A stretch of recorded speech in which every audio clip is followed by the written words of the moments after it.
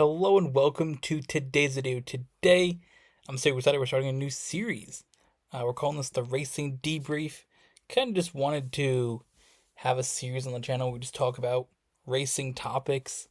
It's something that I really enjoy discussing, and I feel like there hasn't really been a place on this channel recently to just dive into that. So, my plan for this series is every Monday we'll go into just different things. Obviously, will be recorded after the end of each race, uh, or each race weekend, I should say. So we'll get a little bit of F1 and NASCAR topics in there. We'll also just talk about topics that I feel are interesting. So whether it's news that's coming out or potential changes, things like that, I just want to get in on different topics. So we're gonna do that. So first of all, we're gonna talk about the Australian Grand Prix and just how wild that was. So we'll jump into that. I was up at 1 a.m. chilling, watching the F1 race, and oh boy, was that a wild one to stay up for.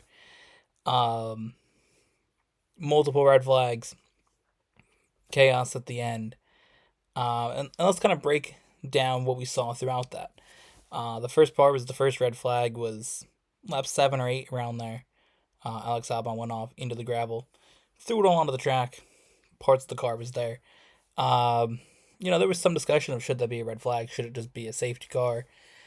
I feel that the time that they put it out, you know, it's one of those things that I feel the FIA needs to make a decision more on when they're going to put out a safety car or red flag.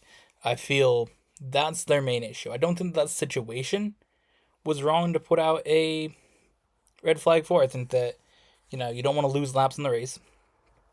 You don't want to be in a scenario where cars are driving through there, they try to clean up the track.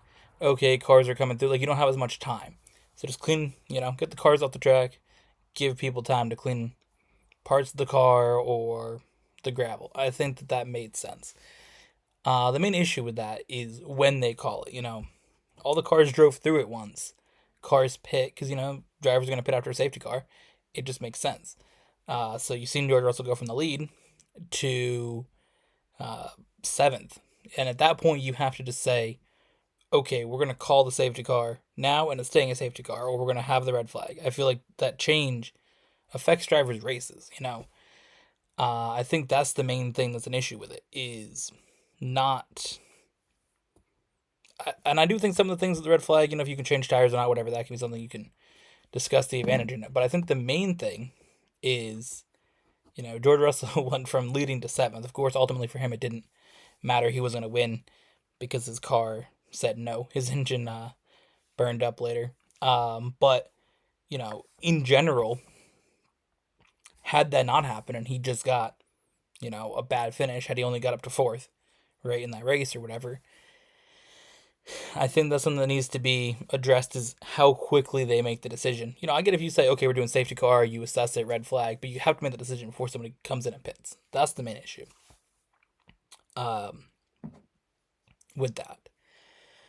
So after that, we saw a, time where we had George Russell with his engine, but Max was just pulling away. And that was the main thing. He was just gone. He was up to 10 seconds. Once he got by Lewis on that second start, he was gone.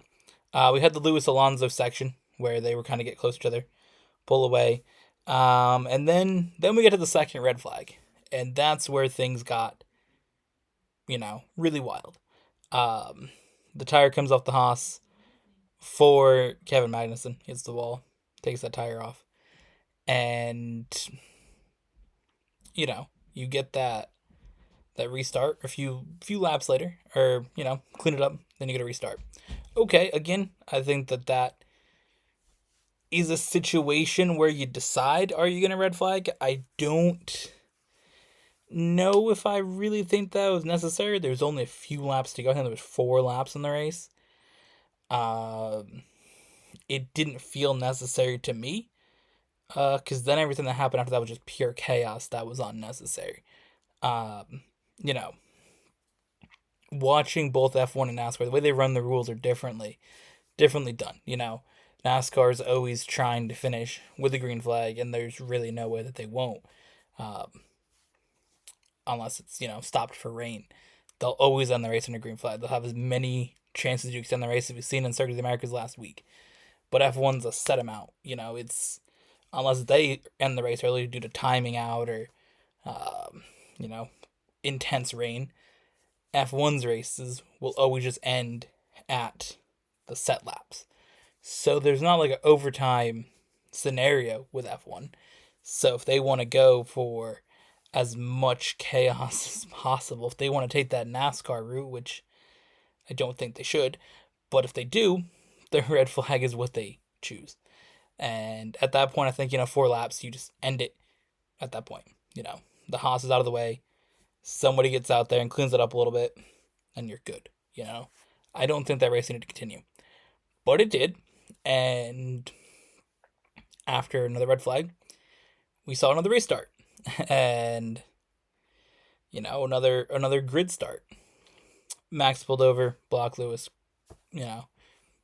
Good move there. Get out to the lead. But what happened behind Max and Lewis, those two were gone. What happened behind them was wild. We had some of the cars in the back. I think it was Nick DeFries and Logan Sargent. They crashed in the back. And further up, you had Sainz making move on Alonso. That spun Alonso. That made everybody go all over the track. You had Gasly and Ocon hitting each other, so worked out great for Alpine to have both their cars crash out. But yeah, it was one of those things where it was another insane moment, and they decided instead of just ending the race at that point, which you should have, that was race 50, or that was lap 57. Just end the race, call it, it's over. Because at that point, they came in, and that was the race. They went through this whole process to figure out the order. Alonso got his spot back, but Sainz got a penalty, which Sainz's penalty was just absolutely one of the dumbest things I've seen. Sainz hit Alonso, and had the race continued, or had that been 4 laps earlier, okay, that's justified. But if you're going to say that didn't count, which is basically what they did, because they put all the drivers back to where they were before that incident happened, why did Sainz get a penalty? It doesn't make sense to me. Sainz got a penalty for something that basically the FIA said didn't happen. From the way they put the ordering. So everybody besides the Alpines got their spots back, because obviously the Alpines couldn't continue. So why did Sainz get a penalty for that? Again, I get him getting a penalty had that been lap 50, or had that been, again, from the beginning, or them going off of the premise of what we've seen in the British Grand Prix last year, but that was lap 1. That's basically saying the race didn't start with those cars crashing. This is the end of the race. We're going to the last lap. So it's either it happened or it didn't. So for Sainz to get a penalty, a 5-second penalty for something that didn't happen, and then start the race, and just for them to cross the line, because they went out on lap 58. It was 58 to 58. They went out, Max leading them around. When he crosses the line, the safety car pulls in, he crosses the line, but the race is over. So Sainz, who's in 4th, couldn't do anything. He can't try to pass Alonso. He can't try to build a gap to who's behind him. He can't do that. So basically, he's just in a position where he falls to 12th. And for Sainz, that's unfortunate. That's real lame to see. I think that was the most ridiculous part, on top of an absolutely ridiculous race. The funny thing was, throughout the week, seeing what happened with the NASCAR race at Circuit of the Americas, with their finish in, however many overtimes they had, 3 overtimes, going through turn 1, seeing all the comments of how ridiculous it was and how it looked to the world. F1 didn't really come out and show any better themselves with the FIA's fantastic decision making. Fortunately, it didn't affect the podium results. Those were what we were going to see had the race, continued. Max was way ahead. Lewis was keeping his spot, maintaining his tires. Alonso was basically doing the same. And when Alonso would push, Lewis would push. So their gap would just build. It didn't really change. You'd see Alonso get down to 1.1, 1.2. Lewis pushes back to 1.7. So there wasn't ever a moment where there was close to being a race there. So it's good to see those three drivers finish where they should have. But everything outside of that was just pure chaos.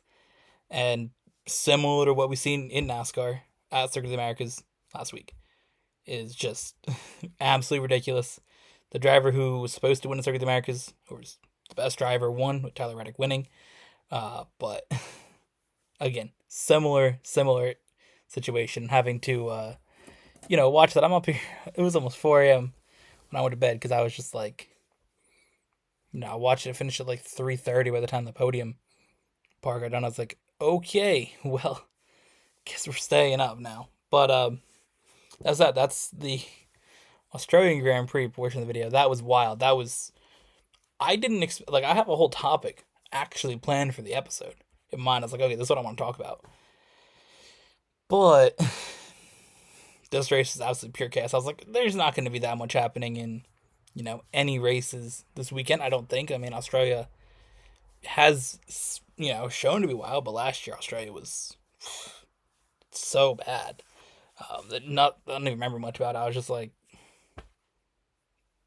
Australia last year happened. So I was kind of expecting a similar thing. I thought, okay, Max will pull away and we'll see the other drivers kind of fight for some positions, but it's not going to be that much of a race. The Mercedes, they'll probably be going for second and third, battle with Alonso, but that was what it seemed like it was going to be.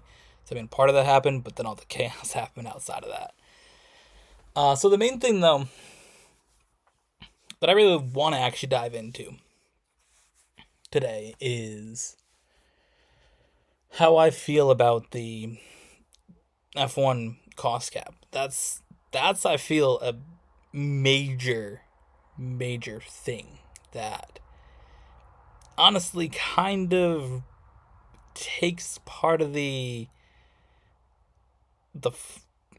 enjoyment out of watching F1. For me, that's the thing that if there was one thing that I'd be like, okay, I don't really care to continue watching F1, and what would be the leader for that would be the cost cap. That for me is the worst addition that I've seen to Formula One since I started watching it. Formula One has this appeal to how the teams develop things and how they, engineer parts of cars and come up with these new crazy ideas. And when you limit them, you limit the top teams, you limit Mercedes, you limit Ferrari, you limit Red Bull that are at the top of innovative ideas, is very, very lame to me. It's $135 million what the base is. I don't know if, what they added for adding in more races and more sprints and inflationary things they add, but I know 135 is what the basis is. It's probably to about 140, 145 with those extra things in there. But yeah, I don't really like it. I'd rather see those teams spend $500 million coming with something innovative and make these absolutely insane cars. Now, I'm not saying teams don't, because Red Bull's far ahead, but you also want to, you make this era where the cars are able to race closer. But if a team gets it wrong, Mercedes got it wrong last year. Ferrari's doing Ferrari things. Like, if you want to limit domination, which I don't think we should do in F1, I think that's, again, shows who can design something the best, Whether it's Ferrari in the early 2000s or Red Bull early 2010s and the Mercedes through most of 2010s. Like, why would you want to limit that and limit that team or restrict what they do? I don't think that the cost cap's cool. I think the cost cap's kind of dumb just to help some small team. Like, that's on them to try to get to the levels that these teams were. Because every team had to build up at some point. I mean, no team showed up and just absolutely has their first year just pulled up. I mean, obviously the Braun team got the regulations right in one season, but they needed more money and they wouldn't have been able to sustain that. And you see with Mercedes when they dropped off in that period when they bought the team. But all these teams had to build up to where they are good. They had to build to be a top team. Red Bull didn't just show up and was a top team. They took a few years. Mercedes, once they bought Braun, took a few years to become a top team. So, these other teams that come in, I don't necessarily feel like just, we got to help them all be equal. Because if you want to watch equal racing in open wheel series, just go and watch IndyCar, which isn't as interesting. IndyCar is boring. It's not fun. I think it's whack. I've watched IndyCar for like part of a good amount of IndyCar races in whatever year that was, 2021, I think. It was not it. I couldn't get into it. And it just feels like store brand F1. So if you want to watch that, where cars are equal and where there's no innovation, go watch IndyCar. There's rumors of doing things that can help smaller teams improve infrastructure outside of the cost cap. Why? There are certain things that you can do outside the cost cap already. But to do more, just get rid of the cost cap, dude. I'm done. The cost cap's ridiculous to me. And then, on top of that, we have the sprint changes they want to make because it's boring, apparently. So, the thing is that sprint racing, people don't really care for it. I mean, in my opinion, the sprints are alright. I mean, I'll take a few sprints a year. I think that what is there, 6 this year? I mean, I'd be interested to see how 6 works out. It does seem like you're pushing the numbers up a little bit. 3 was interesting. 6 sprints in a 23 race season. Then you want to make the sprints become their own things because you want to get rid of more practice. I don't think limiting practice is a good idea either. I think that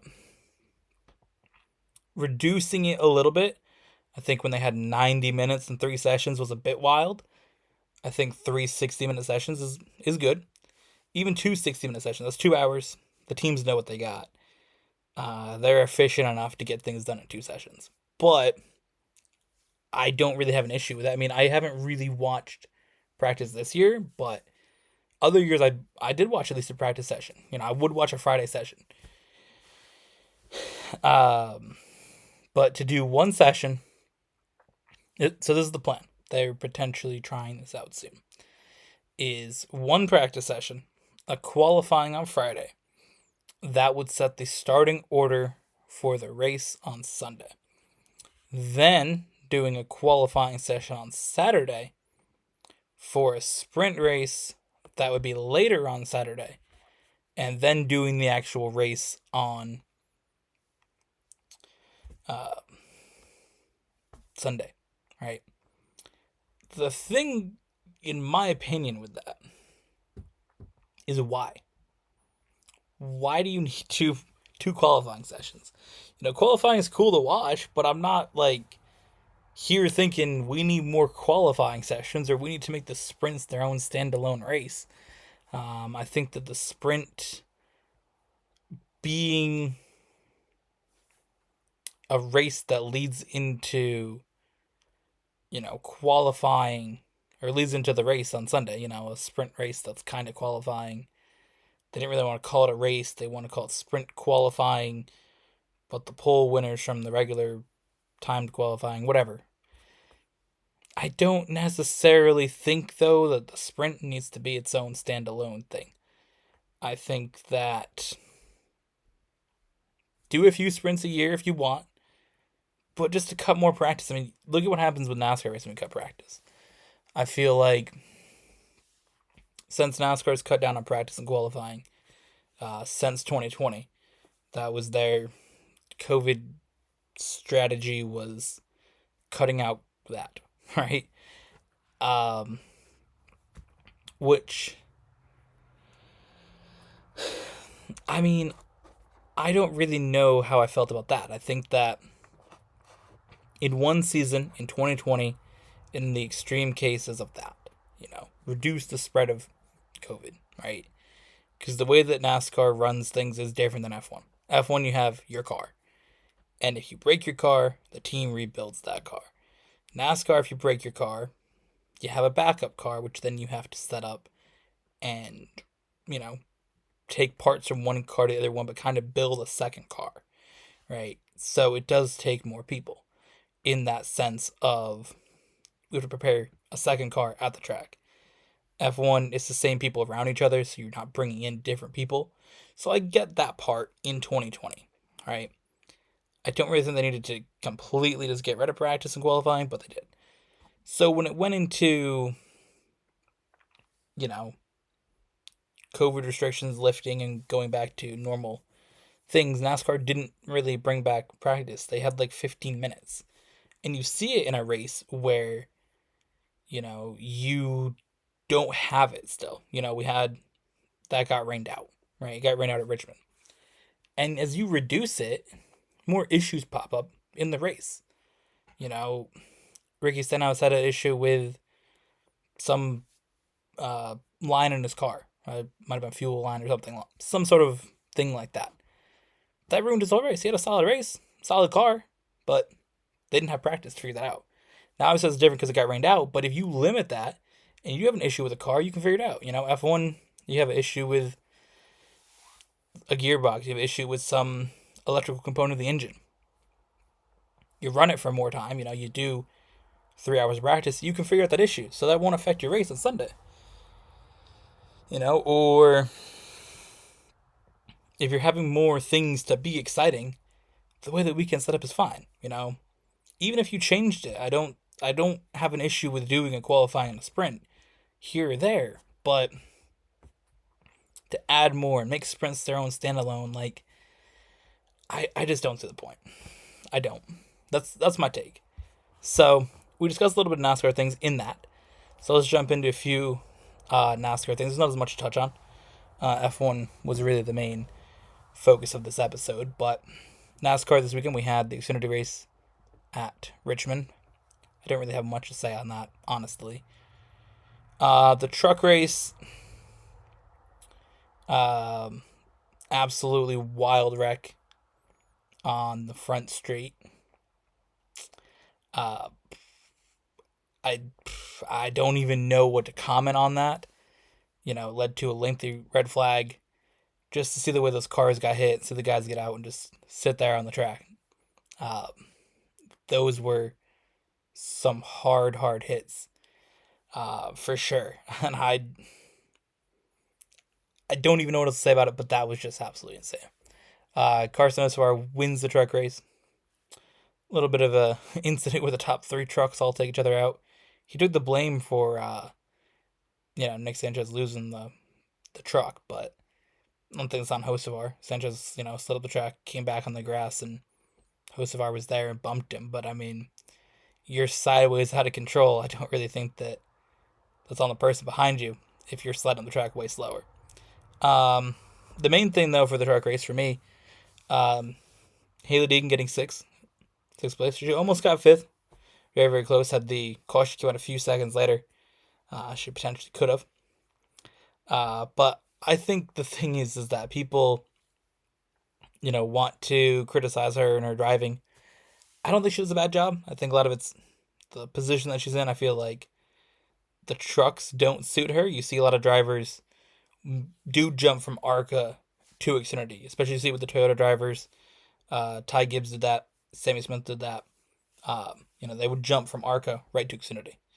The trucks, it's good to have. It's a good place to go. Some drivers maybe stay there. Don't, move up. Crafton has done that for a while. Ben Rhodes is doing that now, chilling there in that series, and it works. Certain drivers just that's a good place to be. And it's also a solid development spot, but it's not really necessary in your development up to NASCAR. If you go in the Xfinity Series and then perform well, go to the Cup Series. That's the thing.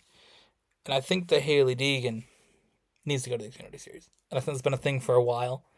I was disappointed that she didn't get to go there this year. I think that if they want her and if Ford wants her to do well, I think that she has to go to Xfinity in the next year. She has to race that next season.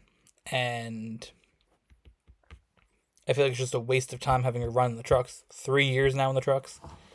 I don't think she's a bad driver. I think she just needs to be in a spot that she can actually race in a car that suits her. Because she did well in her first Xfinity race. She got, I think, 13th in her first ever race in that series. I think she'd be way more competitive in that. You put her in a spot, get a Stewart-Haas car. I'm sure Ford can do something to get that to expand if they needed to. They could do something, because I think that you're in a spot where Ford's development line doesn't have much. They're not in a good spot when it comes to filling spots of Ford drivers. You look at what's going to happen with Stewart-Haas, with Kevin Harvick retiring. Who's going to take that spot? I don't think Ford has a driver ready, and I think that had Hailie Deegan been in a spot, where she did a year of Xfinity and say this was her second year in Xfinity instead of a third year in trucks, maybe she'd been a spot to move up to that spot. But Riley Herbst isn't ready. Cole Custer's proved that he's not Cup material.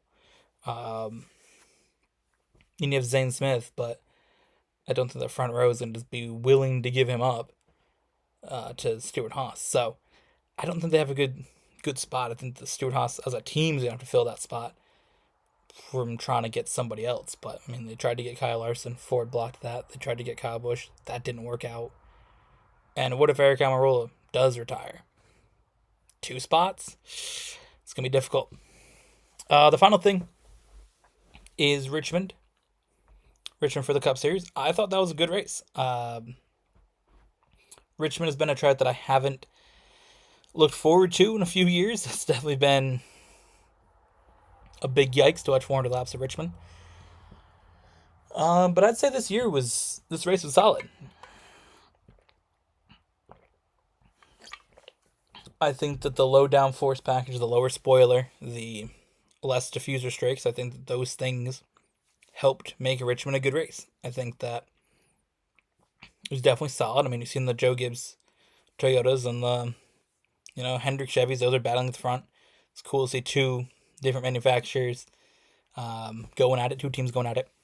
It was really between those cars. And, Kyle Larson winning, that was cool. See him get a first win finally after first win this season, I should say, after finally getting one to go right for him. Las Vegas, he was in a good spot. He should have won that. Caution came out. Phoenix, he was in a good spot. I think Harvick should have won Phoenix, but just me. But, he was in a good spot in Phoenix. He was right there. It was between him, Harvick, and Byron, and the 2 drivers that probably should have won that didn't. So, again, good to see him get a win in Richmond. And, just that was exciting to see. As for other drivers, Josh Berry getting second. That was cool. Josh Berry, obviously an Xfinity driver, filling in for Chase Elliott. That was just good. It was cool to see him up there at the end. Get a good run for some of these drivers that, don't even race in that series. Come in, get a good spot. And I think that he'll be a driver that teams will look at trying to get going forward. I know, obviously, he'll be a driver that if Dale Jr. did get to move up to make a Cup team, that definitely behind that list. But I think other teams will try to get him before Dale Jr. gets the opportunity to make a team. And then Ty Gibbs getting 9th. That was also very cool. See him get 3 top 10s in a row. He's definitely starting to understand the Cup car. Of course, he jumped into it later than everybody else in the field. He drove a Cup car basically from Pocono to now, But we know last year he came in when Kurt Busch got a concussion. So he's done a decent amount of racing, but now that he's finally like got his own spot, because that was really, you're filling in a lot of things going around. You're just here basically to complete the race, get this car around the track. He's in a spot where this is his team, and I think that's definitely helped him. And 3 top 10s in a row, very good to see. Hopefully he'll continue, get a few top 5s, and maybe contend for a win this year. That'd be quite cool to see. But either way, that's the racing debrief this week. I'll be back next week. Of course, there's a topic I want to talk about. We'll discuss that and obviously give a breakdown after the Bristol Dirt race next week. So, no F1 for a few weeks until the Azerbaijan Grand Prix on the 30th. So, we'll still have some F1 topics, but next week will probably be more leaning towards NASCAR content. But yeah, either way, thank you for watching. Hope you guys enjoyed, and we'll see you guys in the next one.